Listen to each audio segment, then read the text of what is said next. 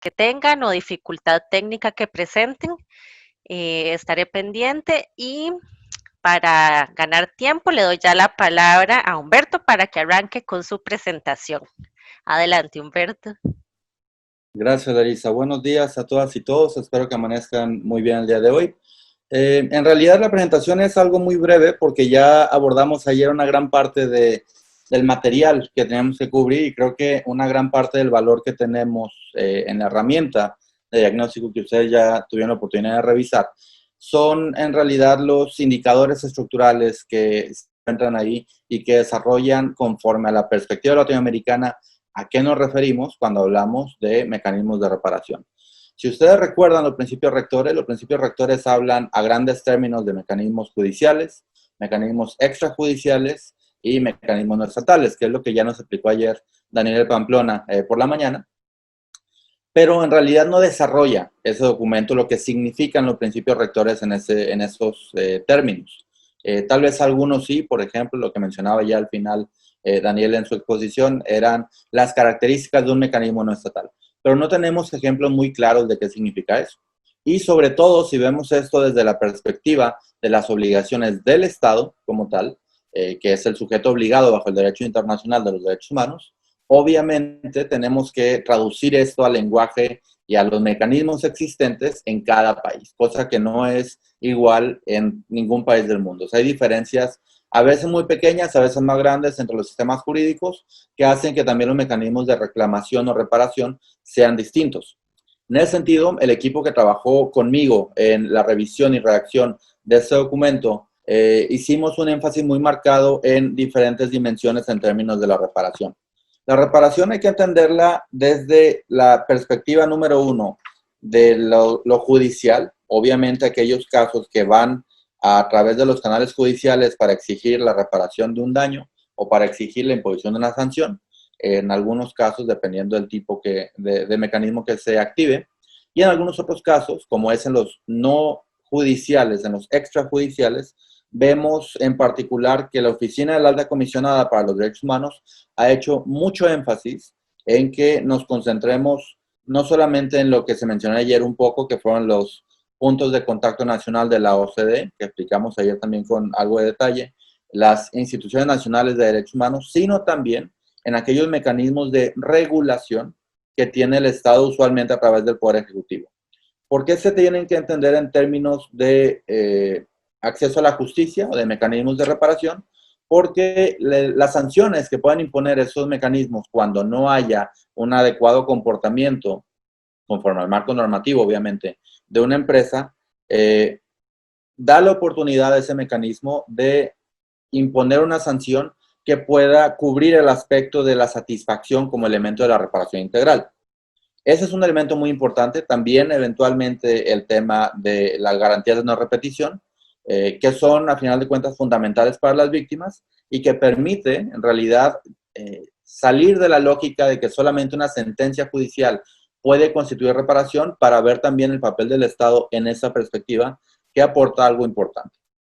Un elemento más que me gusta subrayar de este documento es cómo cuando hablamos de mecanismos no estatales, al menos pensándolo desde la lógica de las obligaciones del Estado en particular, cosa que no es el perfil natural de los principios rectores, se aborda en este documento el papel que tienen tanto las empresas públicas en esa dimensión doble entre que son empresas y que son parte del Estado o dirigidas por el Estado, aquellos mecanismos que son, servicios que son privatizados, cosa que también es muy importante, aunque es una empresa privada la que ofrece el servicio público, implica eso una obligación para ofrecer, por ejemplo, un mecanismo de reparación no judicial a las personas que se van afectadas. Y desde luego eso aborda también el tema de aquellas empresas que brinden servicios o que contraten con el Estado. Es decir, vemos cómo el papel económico que tiene el Estado en su función en materia de derechos humanos puede dar las condiciones para que se desarrolle ese tipo de perspectivas y que las empresas públicas, los servicios públicos privatizados o aquellas que contratan con el Estado tengan como obligación el desarrollo directamente de mecanismos de reclamación que puedan ser abordados o utilizados por las personas afectadas. A grandes rasgos, ese es el contenido de este pilar, entonces tampoco me quiero extender mucho porque creo que el mayor valor va a estar en la conversación que tengamos el día de hoy para abordar esta cuestión.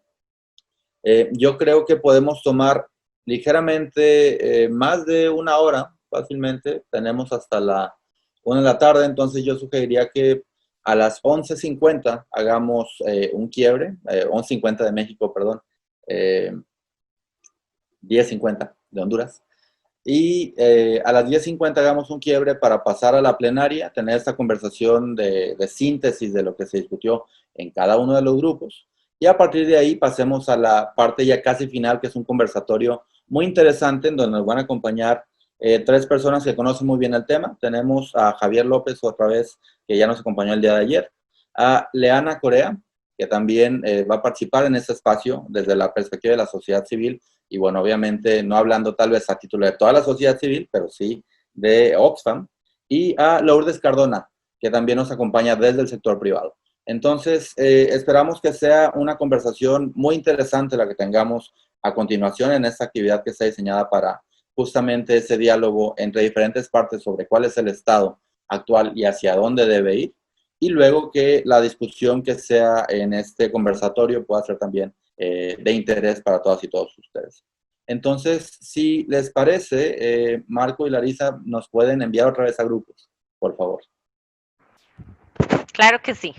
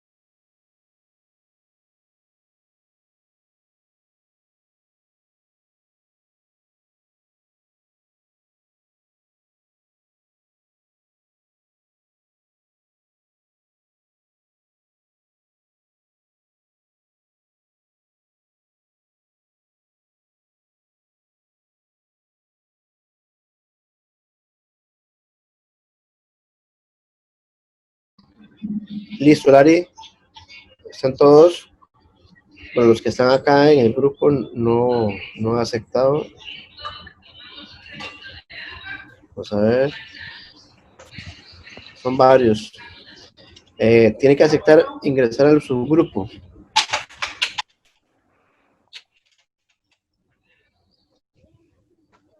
Ya casi todos. Yo no.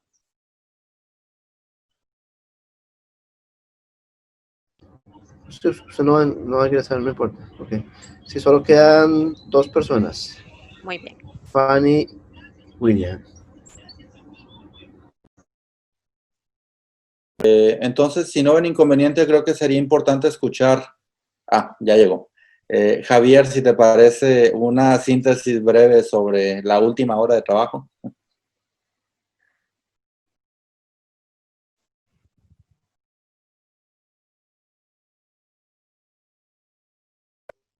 Sí, gracias. Tomé algún par de notas sobre esto y quiero tenerlas acá para no... Bueno, en realidad hicimos una plática un tanto general de algunas de las preguntas que estaban puestas en la herramienta de diagnóstico con respecto a esta cuestión de los mecanismos de reparación. En términos generales y para comentarles, lo que se discutió acá de parte de las personas que participaron es que efectivamente se puede identificar que en el país hay una incorporación normativa de la cuestión de la responsabilidad civil, penal o administrativa de las empresas que hayan, de las empresas con relación a abusos de derechos humanos, pero en principio esa incorporación normativa que existe está dispersa.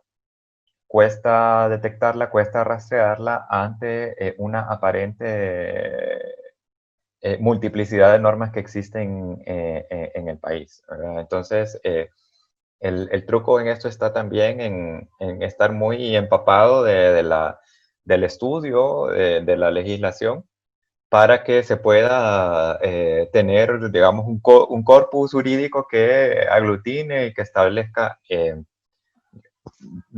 algunas previsiones en temas de la responsabilidad de las empresas en estos campos civiles, penales, ambientales.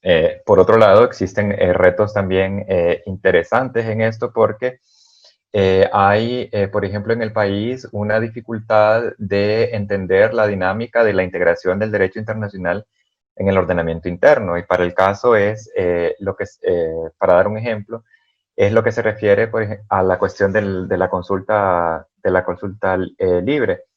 Resulta que una pregunta un comentario, perdón, que persistió a lo largo de la discusión, bueno, ¿cómo es que Honduras, siendo parte del convenio 169, requiere del desarrollo de una norma particular que viabilice el tema de la consulta libre?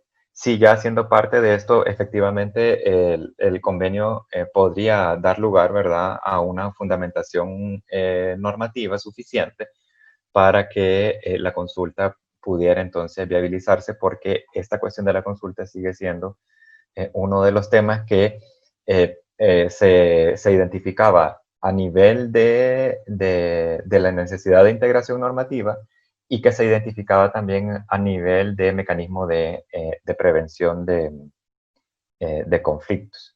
Y una cuestión también que fue recurrente en la discusión es que, bueno, pueden existir normas, ¿verdad?, establecidas en nuestra legislación, pero que el reto está más que todo en la eficacia o en el cumplimiento que se le den a estas normas y sobre todo el respeto que haga el Estado de esas normas de cara a su deber de protección en el tema de derechos humanos, ¿verdad? En todos los casos en los que han existido, por ejemplo, en los que se han establecido sanciones, ¿verdad?, que impliquen una reparación por abusos, el Estado ha tenido una débil y lenta respuesta. Hay atrasos de cumplimiento de reparaciones que superan en algunas situaciones hasta los 10 años desde que se emitió una sentencia en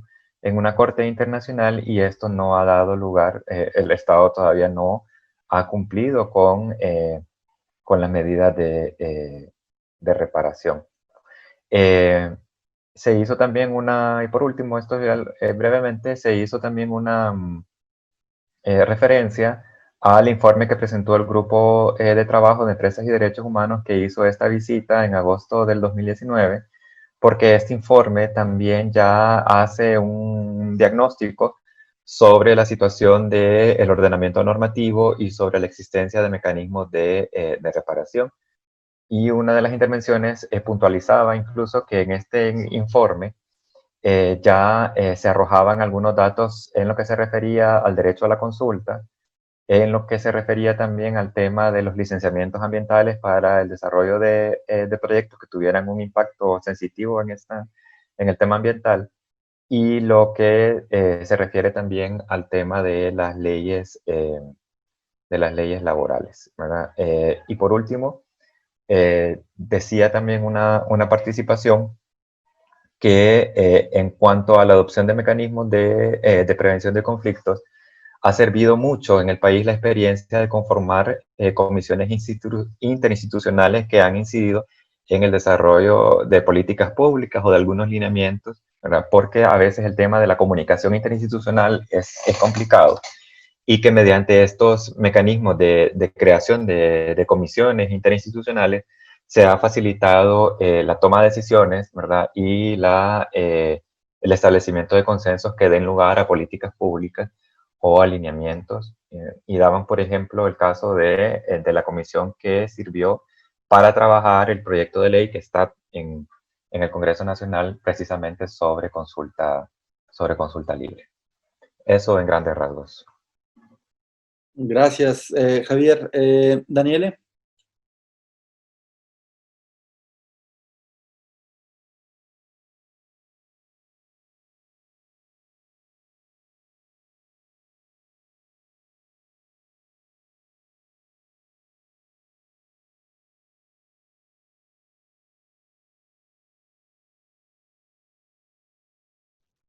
Oh, gracias. Entonces, en mi grupo, nosotros tuvimos una discusión muy buena y a mí me gustaría entonces de resumir lo que nosotros vimos en relación a los mecanismos judiciales. Me sumo a lo que dijo Javier ahora en relación a la existencia de leyes que permitirían la reparación, pero hay en verdad una necesidad de se profundizar las posibilidades de que las decisiones judiciales que vienen por cuenta de estas leyes sean concretizadas.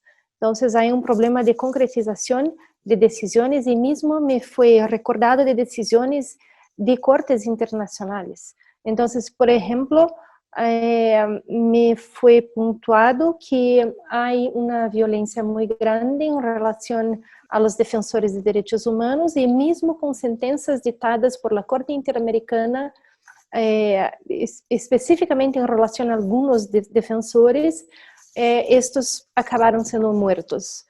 En relación a las medidas extrajudiciales, el gran problema que yo veo es que hay, mismo si hay algunos mecanismos, el Estado, o no solamente el Estado, pero eles son criados, pero no hay presupuesto necesario para que funcionen. Y mismo las instituciones de derechos humanos o de parte de la Secretaría de Derechos Humanos, órganos que pueden estar allá, no hay personas suficientes y no hay presupuesto para que puedan ejercer su trabajo. Y en relación a los mecanismos no estatales, en un primer momento no podríamos identificarlos, pero tuvimos un aporte específico desde el sector de energía que nos contaba los mecanismos que son existentes para, por ejemplo, institucionalizar algún diálogo con las partes. Pero claro, también se ve el problema del convenio 169 y la dificultad de hacer con que esto sea respetado, especialmente porque hace falta una ley específica en el país. En resumo, yo creo que se pudiera decir que hay una fragilidad institucional muy grande. Yo mencionaba, utilizaba esta palabra, fragilidad, pero hubo demandas para que fuese un poco más fuerte en relación al Estado hondureño, en sentido de que hay en verdad una incapacidad y una falta de voluntad política para que las cosas ocurran. Y como hay una violencia estructural muy grande en el país, las personas no se sienten en voluntad de llevar las violaciones que ocurren cuando saben cómo hacerlo al Ministerio Público. Y por fin, me foi pontuado também que como o Estado hace mucha falta el Estado, principalmente en ambientes que están más lejos de la ciudad, las empresas pueden tener algunas conductas que son muy importantes, pero se sustituyendo al Estado. Por ejemplo, cuando se piensa en ayudar escuelas o los servicios de salud. Entonces, básicamente, yo lo que veo es que sería muy bueno que el Estado hiciese un poco más para que se pudiera avanzar en el tema en el país. Gracias. Muy bien, muchas gracias. Y ya para cerrar, simplemente algunas breves notas sobre la discusión en el grupo en el que yo participé. Hay obviamente una percepción de que el Estado tiene una fragilidad. Eso no es algo exclusivo de Honduras, es un tema recurrente en muchos de los países de la región y en otras partes también del mundo. Se hizo mucho énfasis en que tal vez los mecanismos están, pero no se implementan. También otra cosa que está bastante, bueno, diseminada a lo largo del continente. Y un punto importante que no quiero dejar de resaltar es que había un enfoque muy centrado en el Estado, en por qué el Estado debe dar reparación. Y justamente la lógica de empresas y derechos humanos va en otro sentido. Lo que decía Javier resuena mucho en este punto, que es que tal vez el derecho internacional y el derecho interno y la relación que está entre ellos a veces son difíciles de terminar de comprender, sobre todo en un tema complejo como este. Y creo que si algo queda claro, y queda claro también desde el informe de la Comisión Interamericana que mencionábamos brevemente ayer, es que el Estado no necesariamente va a ser responsable, como siempre lo ha hecho la Corte Interamericana, por lo que haga un actor privado. Va a ser responsable si no cumple con su propia diligencia, que es una característica muy normal en nuestra región también, lamentablemente, pero eso no significa que una empresa no pueda ser directamente responsable y obligada a resarcir los daños por sí misma y no por vía del Estado, que es una conversación que tenemos que desarrollar con más naturalidad, yo creo, en la región. La importancia de los mecanismos civiles como tal, sea que sea, como en el caso de Brasil, una función impulsada desde el Estado, aunque también esté presente una cuestión que puede interponer cualquier persona que se vea afectada en sus derechos o que se considere afectada en sus derechos. Los mecanismos penales, que en el caso de Honduras hay, y hay que ver, bueno, cómo se pueden utilizar para esto y sacar de la lógica, o salir más bien de la lógica de que esto, como explicaba ya al inicio, es particularmente en materia laboral. No es así. Hay muchos elementos que hay que abordar aquí. Esa ciertamente es un área, pero es un área ya desarrollada y hay que ver entonces desde un análisis de qué hay en el Estado, las sentencias judiciales que puedan haber, los otros mecanismos extrajudiciales que puedan existir, que puedan brindar reparación y sobre todo, lo que decían también, diálogo interinstitucional y reforzamiento de capacidad institucional para abordar los desafíos que hay en términos de acceso a la reparación.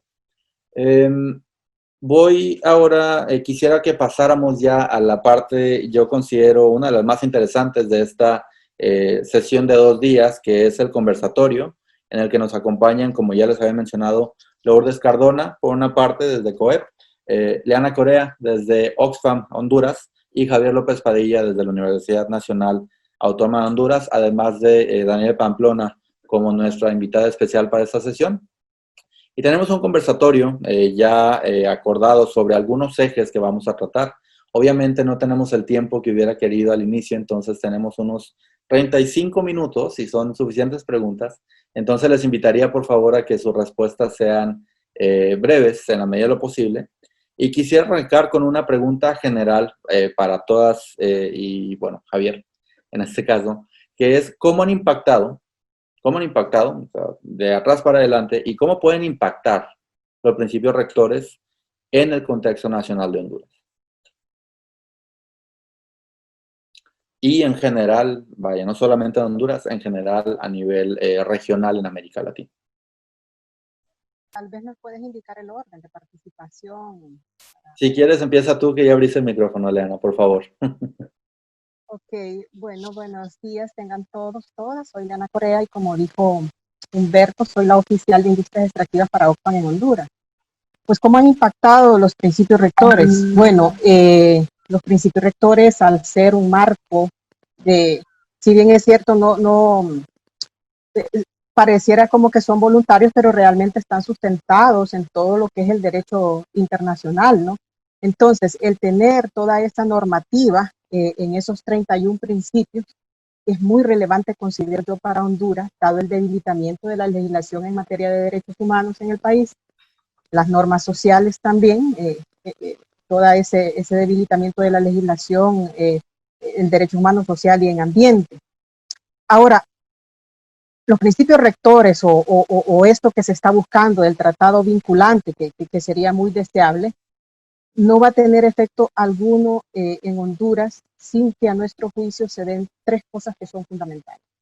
Uno, es una institucionalidad estatal robusta, capaz de hacer que se cumpla cualquier normativa, sea esta nacional o esta normativa internacional que pueda incluirse. Incluso pudiese ser que incluyéramos esta normativa en los marcos nacionales, pero con una institucionalidad estatal débil va a ser bien difícil que podamos realmente salir de donde estamos. Y cuando digo salir de donde estamos es el 2019 cerró con el asesinato de 20 defensores y defensoras de derechos humanos. Es una situación que no puede continuar. Y es una de las razones por las cuales estamos aquí. Creemos que debe haber un compromiso serio de sociedad civil, del Estado y de las empresas para disminuir estos números o para que, o sea, no debería haber realmente reparación de un daño tan terrible como la vida. Es algo que no se debería de presentar. No deberíamos ni siquiera de hablarlo. Pero 20 defensores y defensoras de derechos humanos asesinados en un contexto de empresas y derechos humanos, yo creo que es algo que tenemos que ponerle atención. Una segunda condición es la voluntad política de todo el aparato gubernamental, en donde las personas realmente permanezcan en el centro del interés. El centro de los derechos humanos es la persona humana, no es el negocio, ¿verdad? Sino la persona humana. Y si no perdiéramos ese norte, y hubiera una voluntad política, y yo en esto quiero resaltar un poco las relaciones que hemos tenido con la Secretaría de Derechos Humanos, no es solo la responsabilidad de la Secretaría de Derechos Humanos, es una responsabilidad estatal. Y por último, la responsabilidad de las empresas en materia de debida diligencia. Las empresas, si tenemos un marco internacional de actuación que está compilado en los principios rectores, las empresas pueden acogerse a esos principios antes que a la debilitada legislación hondureña. Mucha de la legislación hondureña no está definitivamente a la altura de los estándares internacionales, ¿verdad? Entonces, para mí, esa es la importancia que cobraría en el presente y que definitivamente tendría vigencia en el futuro. Muchas gracias, Leana. No sé quién quiera continuar, Lourdes, Javier o Dani. Bueno, muchos gustos a todos. No, por favor, adelante. Bueno, muchas gracias. Bueno, buenas tardes a todos y todas. Muchísimas gracias, primero que nada, por este espacio al Instituto Interamericano de Derechos Humanos, Larisa, Daniele, Humberto, y bueno, Javier también por apoyarnos en propiciar este espacio, ¿no? Bueno, yo creo que los principios rectores, como bien lo dice Eliana, y complementando un poco, yo creo que son importantes de decir que son una línea base por la cual se debe seguir avanzando. Evidentemente los principios rectores no abarca todos los problemas que se van a encontrar, es decir, todos los problemas sobre empresas y derechos humanos, tampoco nos facilita las posibles soluciones que se puedan dar a estos a estas, ¿cómo se llama? A infringir en los derechos humanos. Pero yo creo que sí interpreta, sí nos ayuda a precisar y sí nos ayuda a profundizar que aquí hay responsabilidades y hay obligaciones tanto para el Estado como para las empresas, y nos dan claridad realmente cuál es esa responsabilidad que debemos de tener en ese cumplimiento, que si bien es cierto, los principios rectores pues están en consonancia con los estándares internacionales, y a pesar de que cada uno de los estados tiene o debería de tener una normativa local, yo creo que los principios rectores pues nos ofrecen una oportunidad de tener un contexto favorable para avanzar en esta dimensión, ¿no? Y yo creo que es importante seguir trabajando, si bien parece que no ha pasado 10 años, pero yo creo que nos toca mucho trabajo todavía para concientizar y sensibilizar, formar, instalar capacidades en todas las instituciones y en todos los sectores, porque definitivamente nos falta mucho conocimiento en esta materia. Ese sería mi aporte, gracias. Gracias. Bueno, Javier, creo que esa es la palabra, ¿no? Dani. No, yo me sumo a lo que dijeron Lourdes y Leana. Me gustaría solamente decir que de la manera que yo veo, los principios tienen un impacto cuando son internalizados en el país, porque así se hablan directamente al legislativo, al ejecutivo, al judiciario, los jueces lo pueden incluso aplicarlo, pero también a la academia, a las instituciones de derechos humanos, a los defensores de derechos humanos. Y cuando no están internalizados, aún tienen un impacto. Es posible se retirar un impacto porque hay una cuestión de contexto. Los principios nos ponen en un contexto donde se dice claramente lo que el Estado debe hacer y lo que se espera que las empresas hagan. Entonces, mismo si no están internalizados, yo creo que son un instrumento que puede ser utilizado principalmente por personas que están junto al territorio para que demanden del Estado, demanden a las empresas actuaciones diferentes. Gracias. Gracias, Dani. Javier. Sí, mira, Humberto, yo sí tengo un par de cuestiones que tienen que ver con opiniones que tienen que ver con este potencial impacto de los principios. Yo parto de la idea de que efectivamente hay un tema de educación importante y de formación cívica y de educación ciudadana que tiene que se vincula directamente con la importancia que tienen los derechos humanos en general. Las empresas, particularmente, quien toma decisiones dentro de una empresa, yo sospecho, intuyo, porque esto no lo puedo afirmar, pero no tiene una percepción, o lo voy a poner en sentido positivo, el concepto que tiene de los derechos humanos es algo que está alejado de su esfera de acción, posiblemente. Hay decisiones del día a día, comerciales, gerenciales, de estrategia, que no necesariamente están vinculadas a un diálogo de derechos humanos. Número uno. Número dos, como estamos en una cultura jurídica de derecho escrito, muchas veces insistimos en que tiene que existir una norma para que entonces después de la norma se cree la realidad a la que estamos, a la que queremos generar. Es decir, vamos al Congreso Nacional para que nos dé una norma sobre X materia y creada esta norma, ahora viene entonces la nueva realidad ideal que queremos generar a partir de esto. Y yo creo que América Latina en tema de cultura jurídica está precisamente en un cambio de paradigma de cara a esa cultura jurídica del derecho escrito.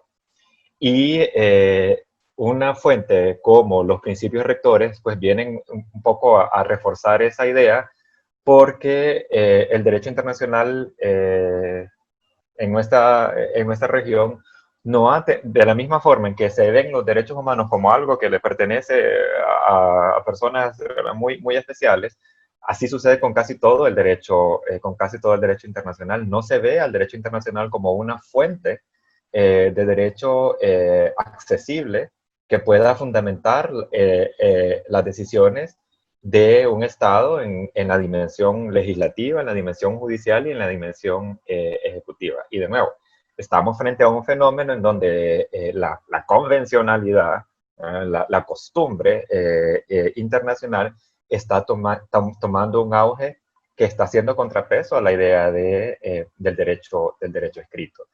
Entonces, la crítica que sale de estas cosas, de que las leyes no son suficientes, de que hay mucha ley o muy dispersa o que hay poca, es parte un poco, está asociada a esa ficción que tenemos, ¿verdad? Y a esta fijación también que tenemos con la ley, ¿verdad? Y realmente la ley no nos va a dar las respuestas a todas las aspiraciones, ¿verdad? Que como sociedad nos podamos plantear. Y lo que estoy diciendo es, yo sé que es, y sobre todo en un país con una cultura jurídica tan tradicional como Honduras, pues esto es así. En Honduras tenemos más de 7.000 leyes, la cantidad de tratados internacionales que hemos suscrito, que de eso ojalá pueda hablar más adelante.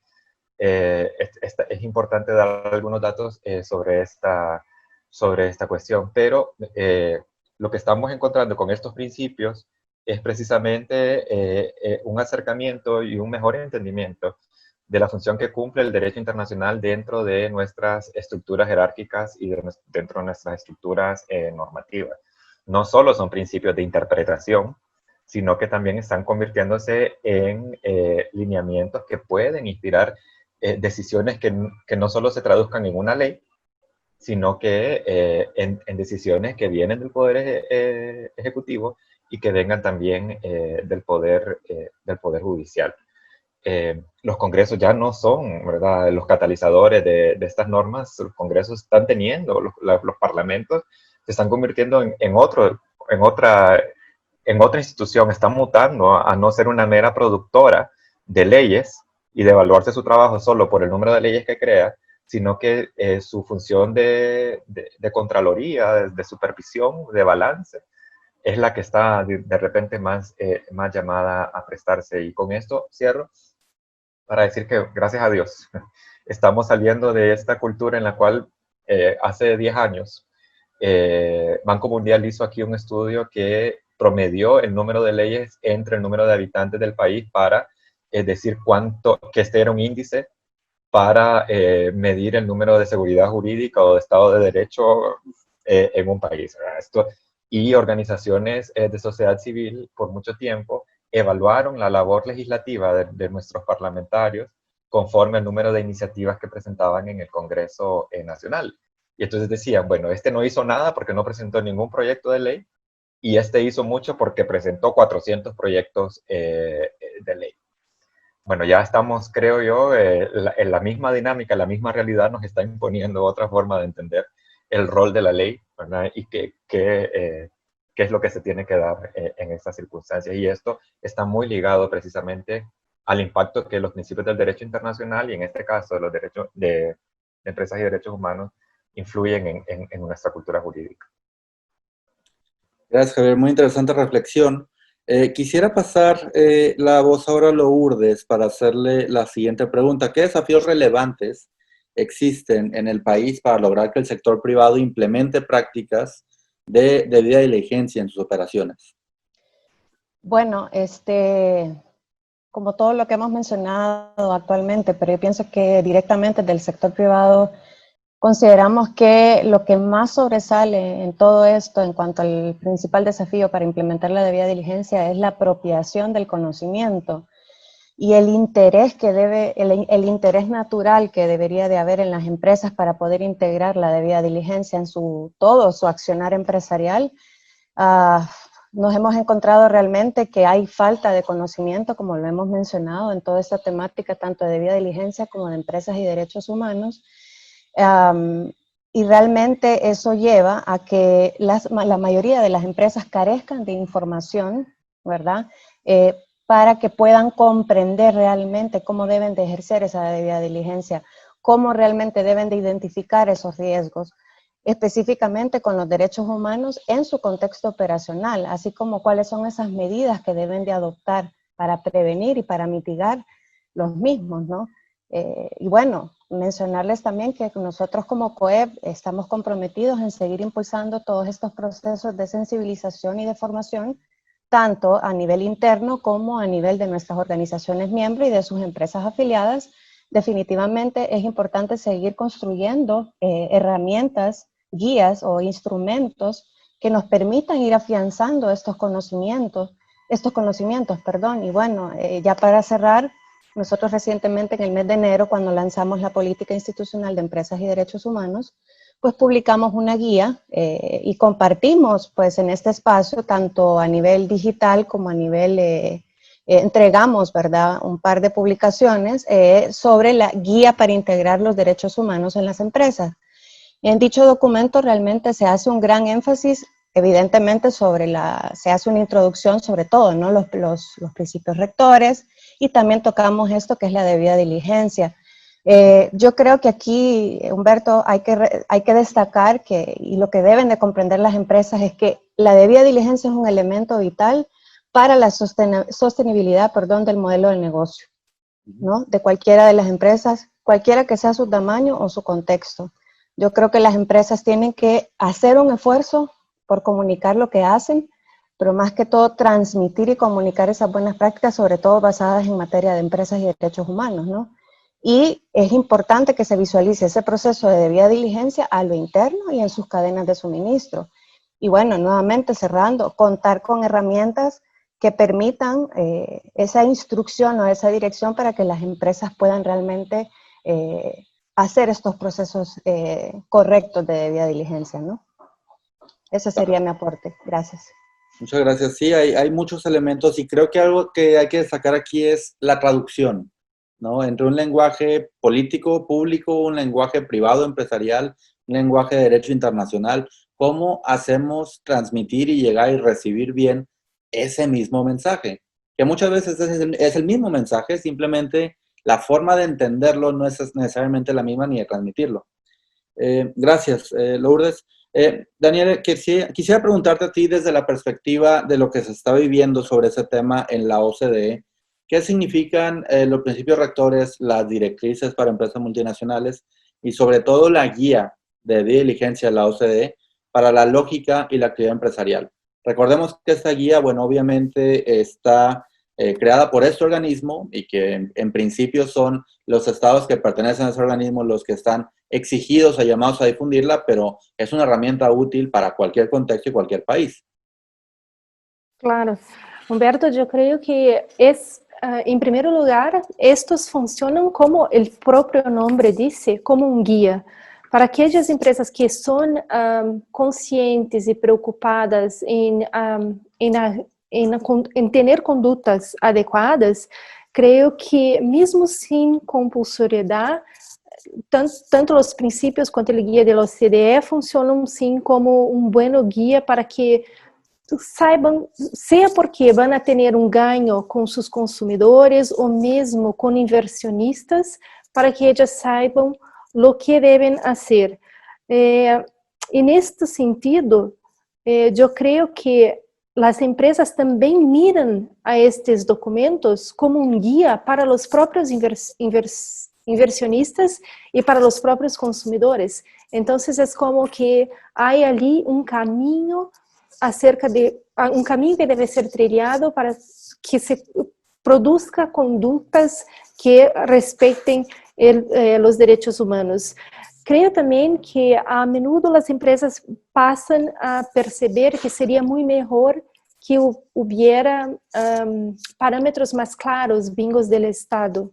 E isto é o que vemos hoje com a devida diligência, especialmente na Europa, quando as empresas começam a demandar por leis que sejam não somente compulsórias, pero mais que isto, que claramente digam o que é que devem fazer. Veo que há muitas dúvidas e estes documentos internacionais, como o guia ou os princípios, nos põem de frente a um instrumento como devida diligência e entonces las empresas tienen lo necesario para ir al Estado y demandar del Estado que esclarezca lo que es que deben tener. Claro, puede ser que incluso esto sea por conta de algún ganho en procesos judiciales que puedan tener. Y por fin, yo creo que lo que se puede retirar de estos documentos es que permiten a las empresas que tengan una relación mejor con la comunidad, porque sin duda allí puede ser que sean frágiles, pero sin duda allí hay un camino para que esta relación se haga un poco más fácil. Claro, la famosa licencia social que hemos escuchado tantas veces. Gracias, Dani. Leana, aunque ya lo hemos escuchado y se ha repetido mucho en estos 2 días, te quisiera preguntar, ¿qué desafíos específicos hay en el Estado, en el país, en Honduras en particular, para vigilar efectivamente el respeto a los derechos humanos? Hablamos ya de cuestiones estructurales, hablamos ya de los desafíos en términos de capacidad institucional, pero ¿dónde lo puedes identificar en ejemplos concretos, por ejemplo? Tu micrófono falta.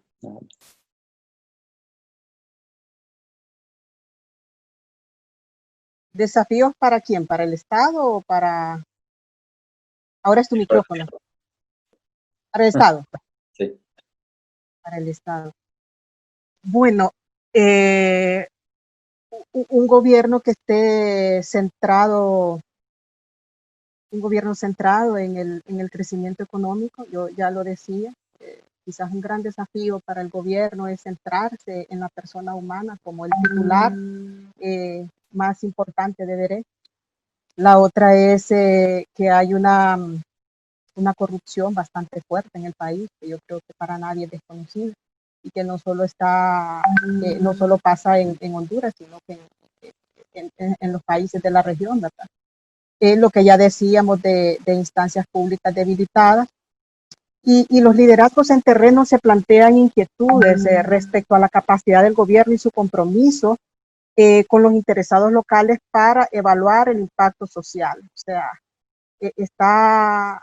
hay capacidad del gobierno para hacerlo. Entonces hay una falta sistemática de rendición de cuentas realmente de las operaciones comerciales. Y lo que hablábamos hay muy pocos ejemplos, yo no conozco realmente ejemplos más allá del tema laboral, no conozco ejemplos en reparación, ¿verdad? Y hay algo que está allí, lo miramos, pero yo quisiera dejarlo en esta plática, y es que hay un paradigma muy fuerte, y es un Estado parcializado con el sector empresarial. Los defensores y defensoras de derechos humanos y el grupo de trabajo también lo resaltó en su informe, ve a un sector empresarial y un gobierno actuando en asocio. Es la percepción que hay, ¿verdad? Entonces, plantea un gran desafío para el Estado de posicionarse nuevamente como el rol que debe tener de garante de derechos humanos. Y este quizás sea uno de los más grandes desafíos porque se ha roto esta confianza de la población hacia el Estado, como que el Estado le va a garantizar derechos, ¿verdad? Entonces, no negamos que hay un avance importante porque, por ejemplo, no tenemos un espacio donde las relaciones se han roto entre sociedad civil y el Estado. Están en este momento rotas. Valoramos mucho, por ejemplo, los esfuerzos de la Secretaría de Derechos Humanos en generar un espacio multiactor. Es importante, no ha habido un espacio donde nos podamos sentar de los 3 actores, y yo creo que es un esfuerzo importante al que se le deberá de dar seguimiento, y por ahí se pueden dar algunos pasos, ¿no? Y la otra es que voy a citarte un ejemplo claro de esta ruptura de confianza que para mí es un desafío para el Estado. Por ejemplo, se está haciendo un uso indebido del derecho para penalizar a los defensores de derechos humanos. Y una acción afirmativa podría ser despenalizar el hecho de la protesta pública, que está penalizada. Entonces, ese podría ser, pero ¿qué se hizo? En el nuevo Código Penal, más bien se incrementaron las penas. Entonces, no vemos realmente, y por eso hablaba al principio de una voluntad política a todo nivel. No vemos que se esté dando esa voluntad política para realizar acciones afirmativas que puedan recuperar esa confianza que se ha roto entre los tres sectores en este país y principalmente entre el gobierno y la sociedad civil. Gracias. Veo aquí elementos muy interesantes, la importancia del diálogo, que para mí es la base de los derechos humanos. Sin diálogo es imposible avanzar en ningún sentido, ¿no?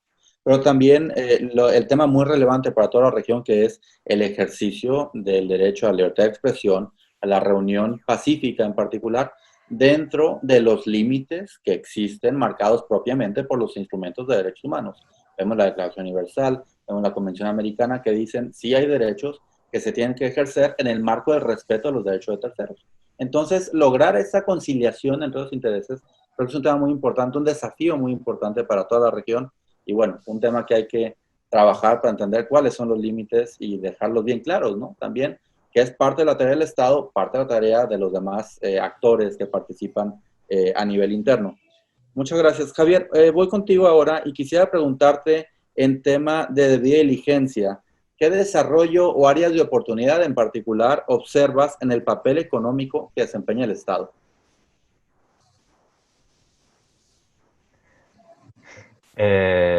Bueno, hay oportunidades interesantes. Resulta que el Estado participa también en el mercado, por la vía de la contratación pública, por la vía de la concesión. El Estado se convierte en un actor de mercado porque entra en una relación de negocio con empresas que construyen obras, que le proveen servicios, que le proveen materiales. Y la oportunidad que tiene el Estado en el marco de la debida diligencia es precisamente comenzar a liderar con el ejemplo, de crear entonces un marco de entendimiento de estas relaciones de contratación pública, la contratación que hace el Estado, exigiendo requisitos a las empresas que concursan, en donde se les establezcan requerimientos de cumplimiento de estándares y de normas de derecho internacional, o que tengan al menos implementado dentro de sus estructuras corporativas y comerciales mecanismos de debida diligencia. Esto permitiría de alguna forma irradiar, ¿verdad?, el comportamiento de las empresas en el mercado hacia una disciplina, a un comportamiento de respeto precisamente de las normas. Pues el Estado aquí tiene una buenísima oportunidad, y mira que en nuestros países del área, algún tiempo leía yo en una revista que las grandes oportunidades que tienen los empresarios en este momento eran todos aquellos aspectos de servicios públicos que no estaban bien atendidos por el Estado. Y entonces decían, miremos el dinamismo que hay en el sector de provisión de servicios de salud privados, porque bueno, ante la deficiencia o la débil institucionalidad en el sistema de salud, el sector privado puede entonces compensar un poco esta debilidad estatal o en el sistema de seguridad, y vimos la proliferación, por ejemplo, de empresas de seguridad privada que se han dedicado a suplir esta necesidad, la educación privada, etcétera. Bueno, si es que el Estado está dando este nivel de concesión de los servicios que originalmente tiene que dar, pues que entonces supervise esta provisión de los servicios a partir de la exigencia de mecanismos de debida diligencia que ayuden a estas mismas empresas también a ir poco a poco compenetrándose de esta de esta cuestión de los derechos humanos. Conectando un poco con lo que decía Liana, ya con esto termino, efectivamente los retos que tenemos en el tema de transparencia pegan con estas cuestiones. Actualmente en nuestro país hay una cuestionada, por ejemplo, forma de contratación a raíz de esta emergencia, en donde la selección de los proveedores no tuvo absolutamente ningún criterio bajo la justificación de una compra de emergencia. Se escogió al primero que apareció en la calle, y esto nos ha causado ciertos problemas y obviamente cierto tema de sensibilidad y de suspicacia que no contribuye al clima de confianza que debe de generarse. Por lo tanto, aún en situaciones como la que estamos viviendo de emergencia, en una contratación, la viabilidad de la contratación directa o la concursada debe de cumplir ciertos mínimos, ¿verdad? De cara a que las empresas comiencen también a apegarse a una cultura de respeto, que incluso incide en transparencia y menos corrupción. Gracias. Hay un papel fundamental, perdón, del Estado en esta cuestión. Y un tema que quiero resaltar es cómo no es un tema único de la región. Hace algunas semanas, en un espacio privado con empresarios y funcionarios de Francia, por ejemplo, hablando sobre este tema, se manifestaba cómo, a pesar de que había una ley y que las empresas ahora estaban obligadas a tomar cierto tipo de acciones, incluyendo el Estado en su ejercicio como actor económico en principio, había un desafío importante que era la falta de comprensión más allá de la ley. O sea, la ley te daba unos mínimos, pero no te decía qué se esperaba, cómo se podía hacer. Y ese papel del Estado es un papel fundamental, particularmente cuando participa como actor económico. Gracias, Javier. Quiero volver ahora con... Hola. Hola. Disculpe, al final tendremos tal vez un par de minutos nada más para comentarios o preguntas. Entonces, si le parece, más tarde recibimos su comentario. Lourdes, una pregunta que tal vez no es la más común que se le hace a quien representa al sector privado, pero creo que es muy importante porque es parte de ese diálogo que tenemos que tener. ¿Cómo puede mejorarse la protección y respeto de las personas defensoras de derechos humanos? Bueno, realmente desde la perspectiva del sector privado, bueno, nosotros consideramos que realmente se deben de tomar medidas urgentes. El Estado, sobre todo para evitar el hostigamiento judicial que existe a defensoras y defensores de derechos humanos, es importante desarrollar protocolos y sobre todo capacitaciones a operadores de justicia, ¿no? Esto con el fin de evitar que, digamos que se puede, es decir, esto con el fin de evitar que mediante el desarrollo de investigaciones judiciales se hagan juicios injustos, ¿verdad? O infundados a los defensores de derechos humanos. Yo creo que los estados deben de reconocer públicamente la importancia del papel que ejercen los defensores y defensoras de derechos humanos, sobre todo porque esto garantiza la democracia y el Estado de Derecho en la sociedad, ¿no? Y yo creo que este compromiso debe reflejarse en todos los niveles estatales y en todas las esferas de los poderes, específicamente, bueno, el ejecutivo, judicial y legislativo. Yo creo que se hace importante remarcar que debe, bueno, para el caso de Honduras, ¿verdad? Debe de haber una mayor independencia y separación de los poderes del país. Eso es fundamental para este proceso.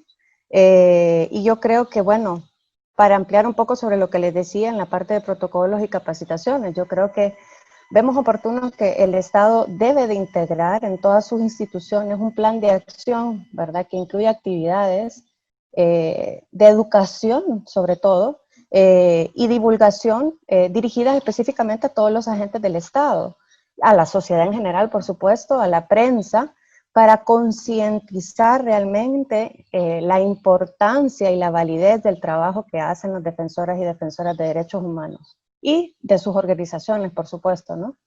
Esa sería mi contribución. Muchas gracias. Completamente de acuerdo y hay un gran trabajo por hacer. Leana, voy contigo para preguntarte justamente la otra cara de la moneda. ¿Qué se puede hacer desde el Estado y también desde el sector privado en relación con los grupos en situación de vulnerabilidad?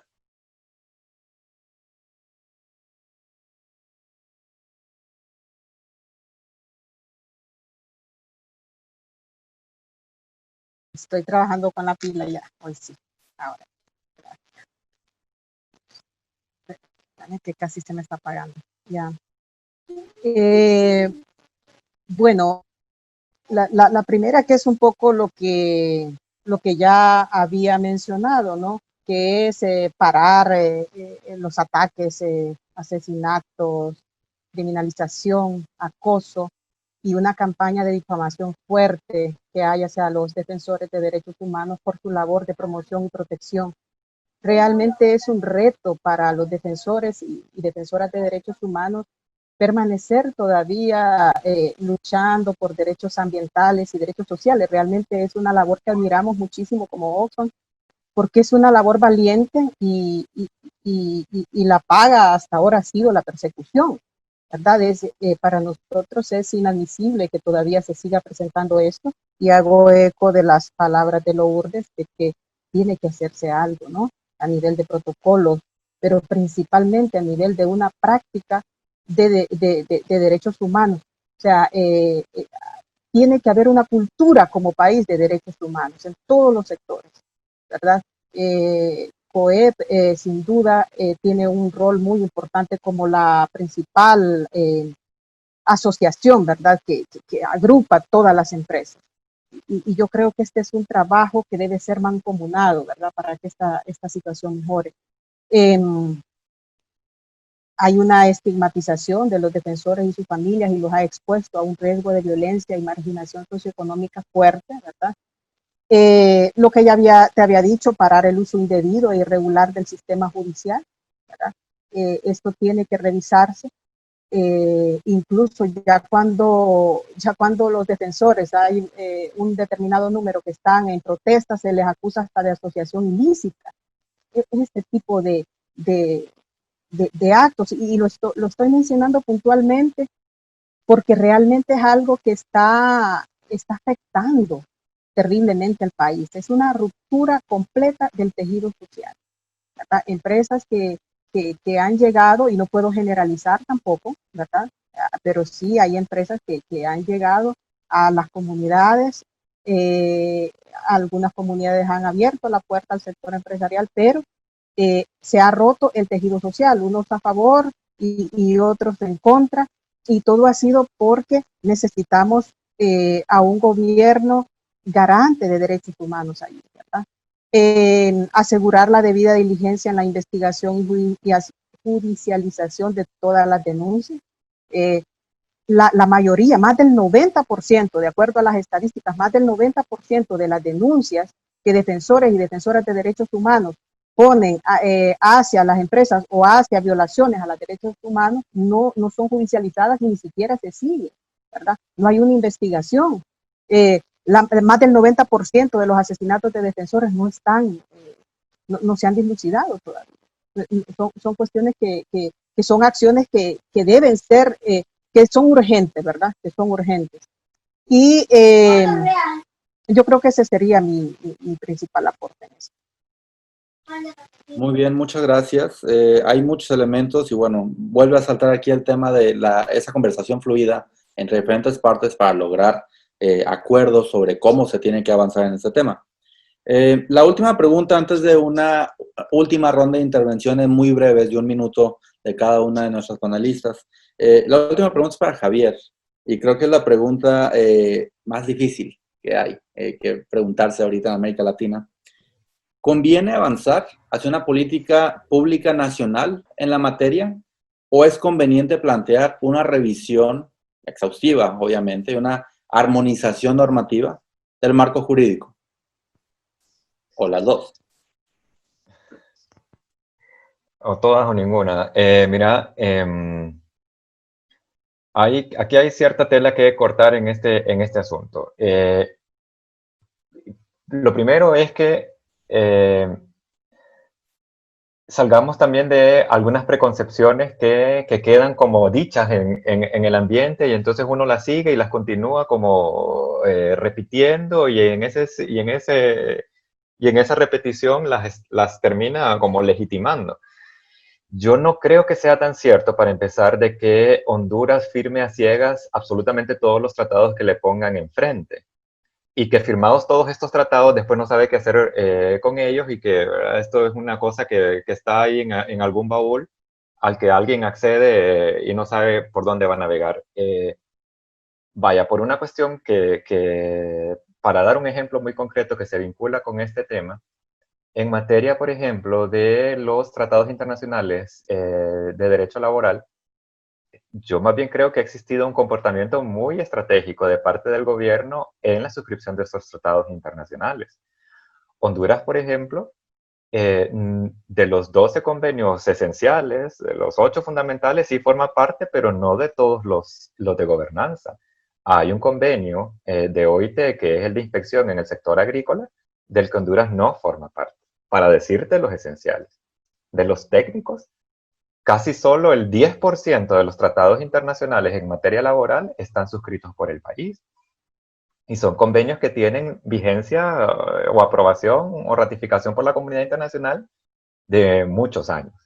Entonces, yo no creo realmente que aquí se trate de una firma indiscriminada de tratados internacionales y que esto sea una idea que se esté perpetuando. Al contrario, y empiezo por aquí para después trasladarme al tema del Plan de Acción Nacional. Honduras ha sido, de alguna forma, pues no sé si ha habido un megaplan que a lo largo de los años permita, ¿verdad?, que esta estrategia se haya sostenido en el tiempo, porque han sido distintos los gobiernos que han en su momento histórico asumido, ¿verdad?, las ratificaciones de estos convenios internacionales, pero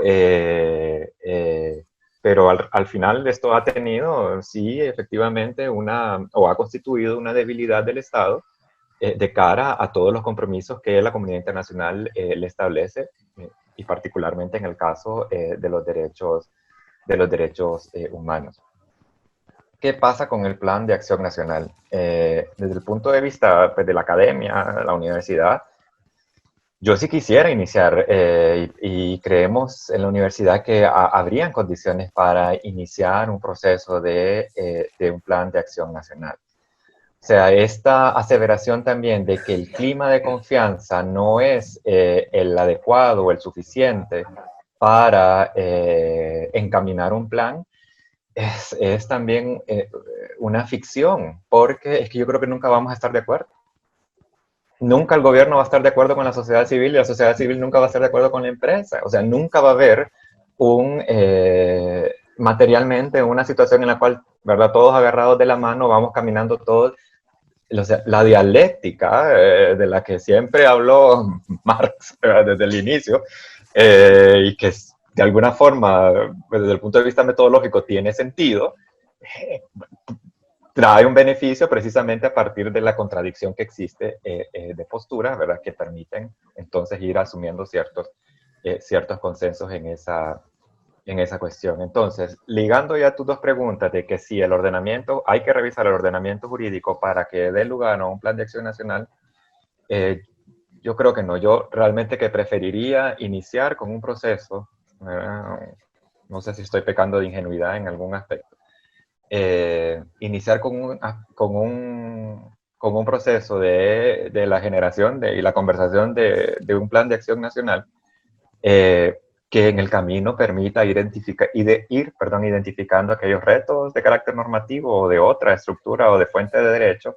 que le permitan ir fortaleciéndose. Y por último, Humberto, sí coincido con vos en el tema de la traducción y de la mediación que debe de existir en el lenguaje que estemos utilizando en estos asuntos.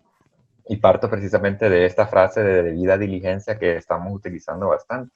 En el sector mercantil comercial, la debida diligencia tiene otra connotación. Y de repente hasta esto, en principio, cause una primera confusión al sector privado cuando le hablamos, mire, hablemos de debida diligencia.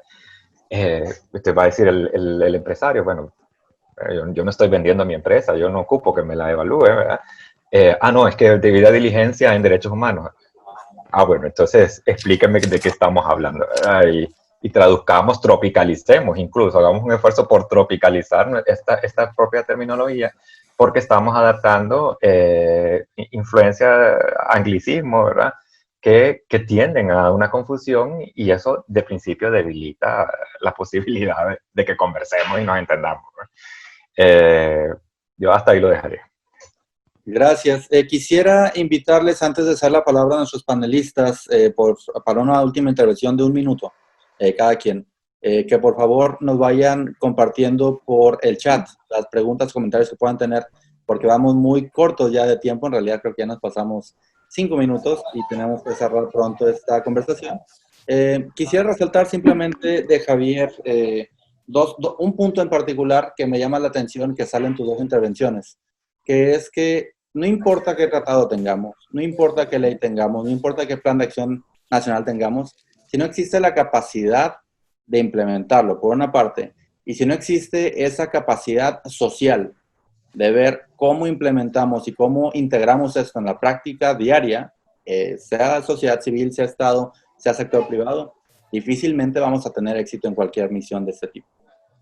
Muy bien, para cerrar, últimos comentarios. Daniele, quiero volver contigo para que empieces, por favor. Claro, Humberto. A mí me gustaría solamente decir que la impresión que tengo es que de todo lo que estamos aquí discutiendo, es como todo esto está en verdad ubicado en los principios rectores.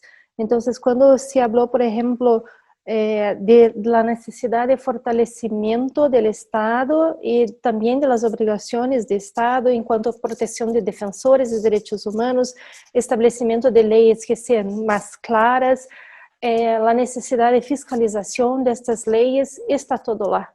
Cuando se habló de la responsabilidad de las empresas, por ejemplo, en relación a la debida diligencia, por ejemplo, también está allá. Entonces, quería resaltar nada más la relevancia de se discutir los principios y de hacer con que los principios sean conocidos, porque en verdad están a refletir las necesidades que encontramos desde los distintos actores que están aquí.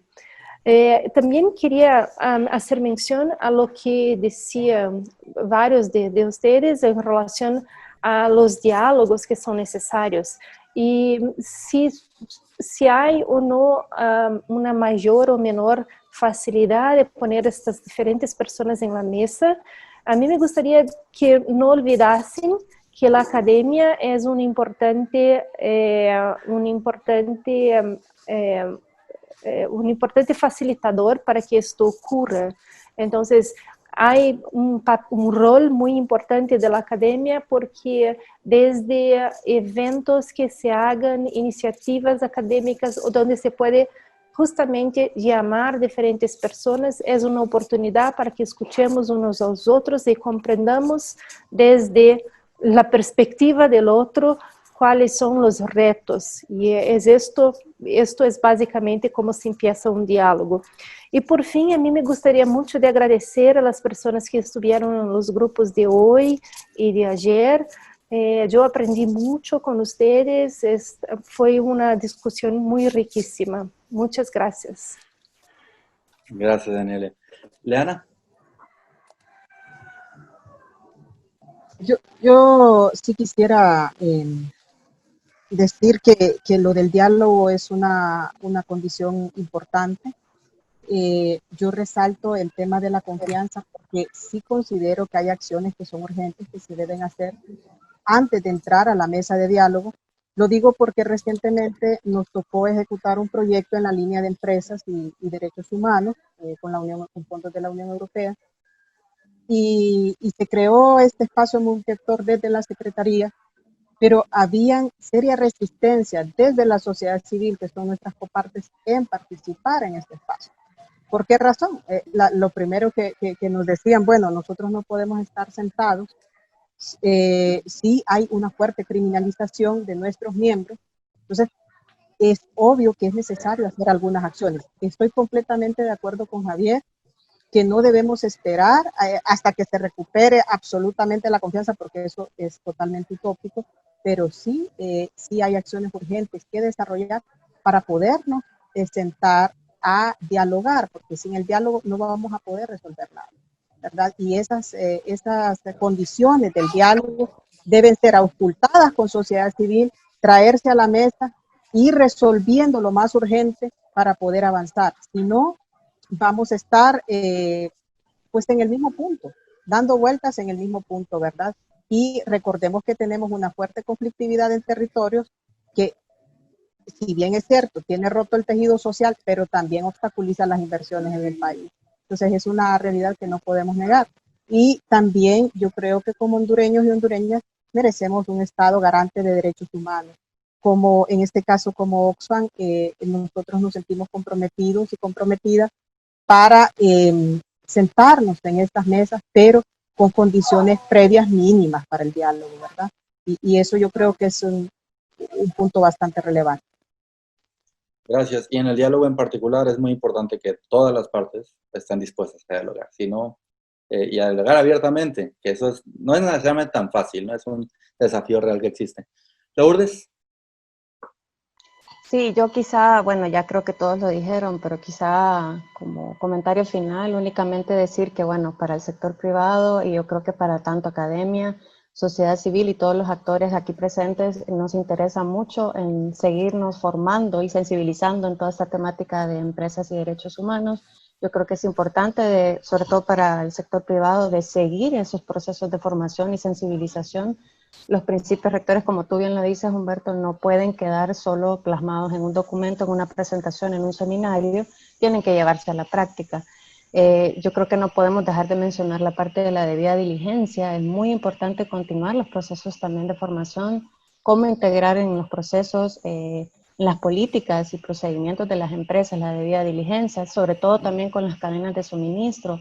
Esto es muy importante para la no tan... Sabemos que muchas de las empresas grandes ya lo desarrollan, pero quizá darle más empuje a las pequeñas y medianas empresas, ¿no? También yo creo que como último punto, y concuerdo mucho con lo que dice Eliana, los procesos de diálogo deben de mantenerse activos de manera permanente, ¿no?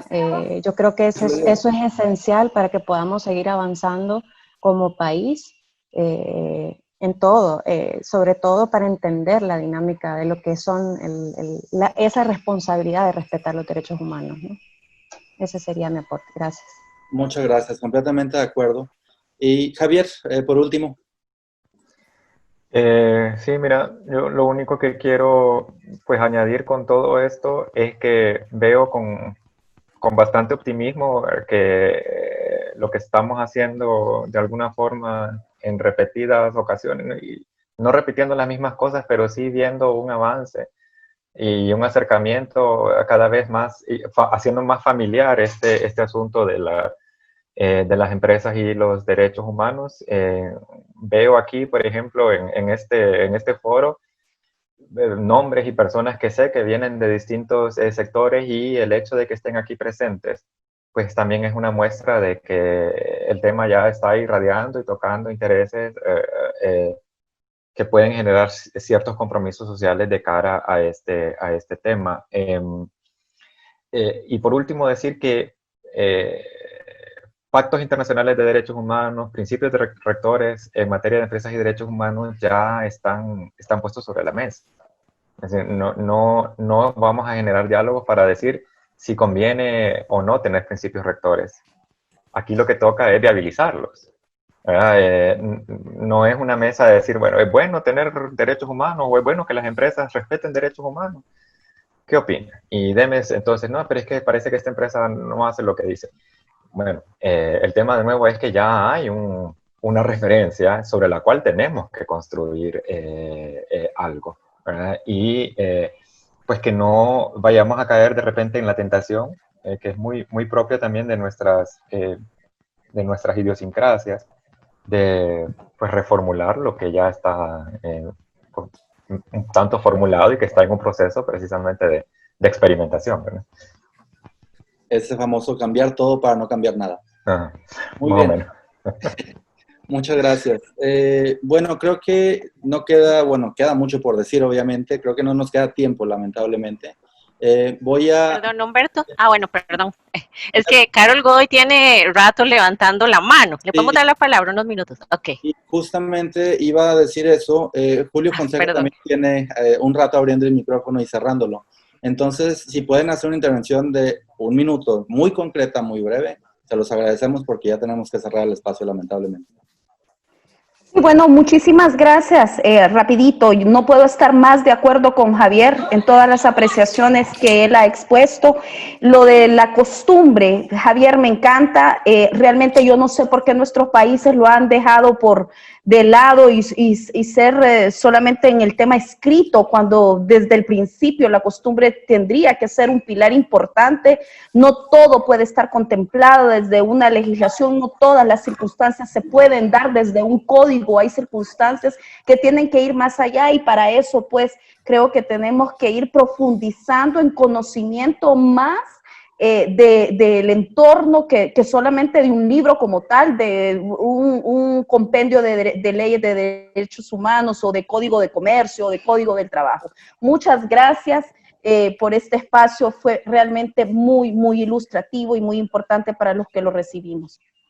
Gracias, Carol. Y sí, justamente hay muchos elementos del marco jurídico, no solamente es justamente el escrito. Julio Fonseca, por favor, un minuto. Sí, muchas gracias. Sí, quería solamente hacer un apéndice sobre el reto del Estado. El reto cumbre del Estado, a mi parecer, es la educación. Con la educación, el hombre pues, sufre menos, es libre, defiende sus derechos, se desarrolla más en todos los aspectos. Se desarrolla económicamente, que es diferente a un crecimiento económico que debe dar el Estado, porque no basta con ir a los grandes moles, a los edificios y ver lo que hay ahí, si no los puedo comprar. Yo creo que debe ir concatenado todo eso. La persona educada pide rendición de cuentas, no da lugar a las esclavitudes modernas. En cuanto a las muertes de los derechos, de los defensores de los derechos humanos, creo que no siempre puede ser culpa del Estado, sino que hay veces que tiene que ver en el fanatismo desbordado de las personas que pertenecen a esos grupos. De repente el Estado no se da cuenta que se está fraguando alguna cuestión de esas, ¿verdad? En cuanto a los periodistas que han muerto, considero que algunos pues han abusado de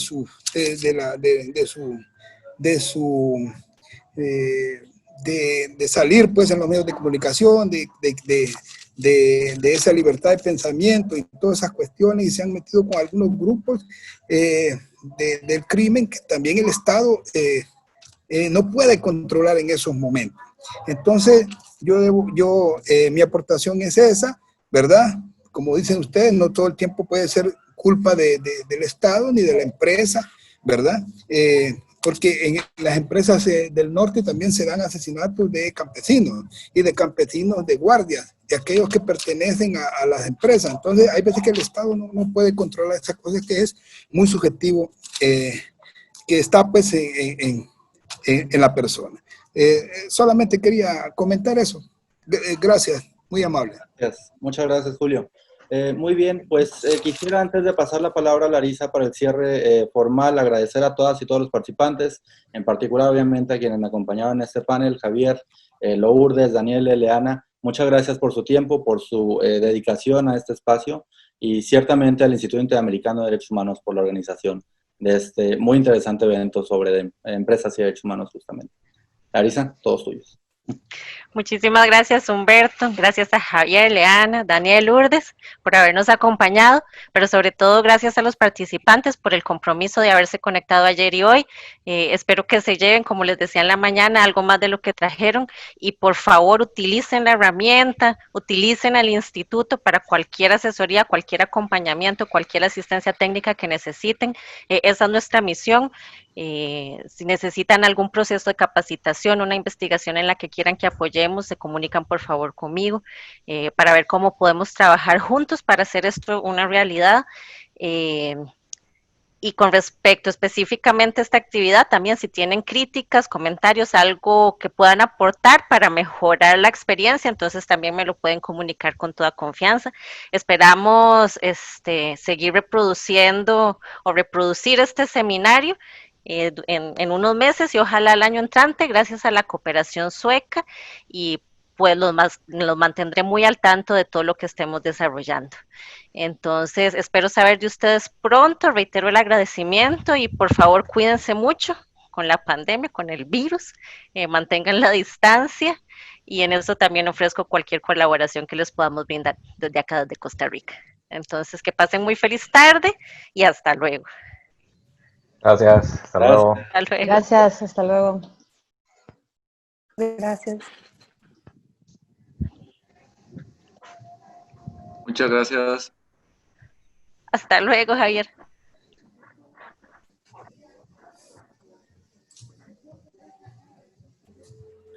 Muchas gracias, hasta luego.